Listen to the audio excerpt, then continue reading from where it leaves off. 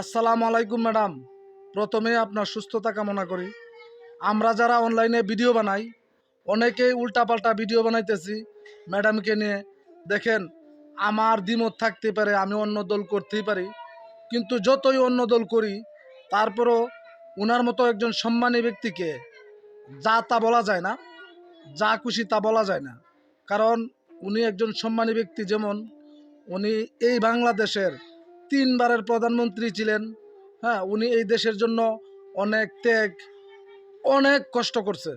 হ্যাঁ, যদিও আমরা শুধু কিছু ভিউ পাওয়ার জন্য উল্টাপাল্টা কথা বলি। দেখেন, উনি এখন গুরুতর অসুস্থ, মৃত্যুসজ্জায়। ওনাকে নিয়ে যারা উল্টাপাল্টা ভিডিও বানা, হ্যাঁ, ওনারা কিন্তু মানুষের কাতারে পড়ে না।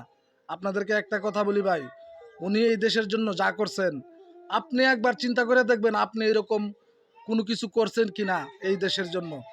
উনি অন্য দলের নেত্রী হইতেই পারে, ওনার দল আরেকটা হইতেই পারে, কিন্তু তাতে তো আমি ওনাকে অসম্মান করে কথা বলতে পারি না।